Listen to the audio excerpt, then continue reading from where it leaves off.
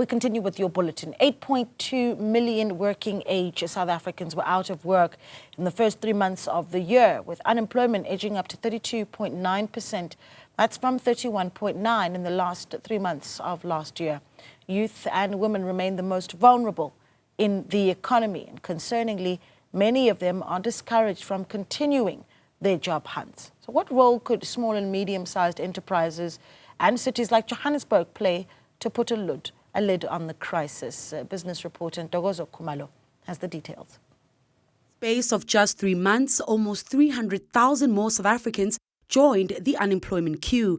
Today, a staggering 8.2 million people in the country are officially without work, with the unemployment rate edging up 1 percentage point in the first quarter of the year to 32.9% from 31.9% in the last 3 months of 2024. Statistician General Risenga Maluleke says there's one piece of data he has not seen in the 30 years he has worked in statistics, including the 7.5 years at StatsSA.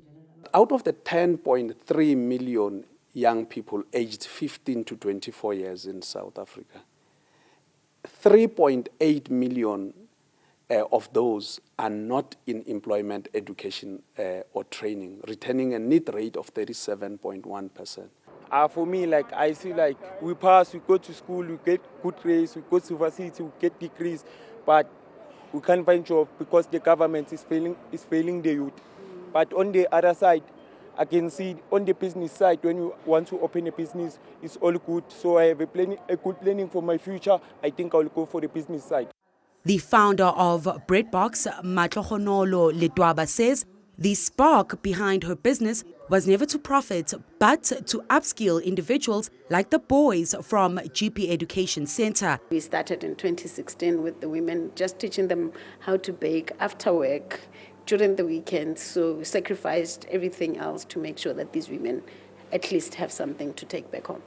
However, running a growing business comes with its own set of challenges. For Letwaba, rising costs from soaring utility bills to steep rental fees have made it increasingly difficult to keep the lights on and ovens warm. As an SME, sometimes it's very difficult when you are going through your struggles, and then you have to take these youngsters, you have to train them, you have to do that.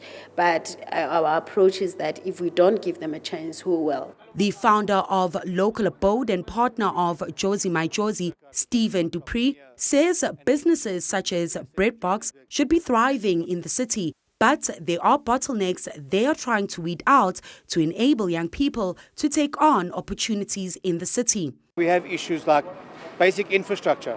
You've got businesses that go a couple of weeks without electricity because a substation blows up. That's not conducive for a good economy and to grow the businesses.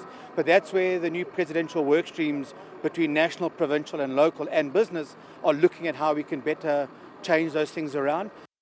Now they're setting their sights on reclaiming the title of world-class city, not just as a badge of honor, but as a catalyst for growth.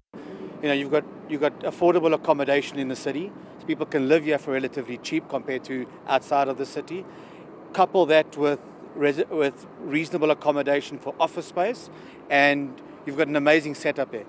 Only 4 out of the 6 key economic sectors managed to create jobs in the first 3 months of the year.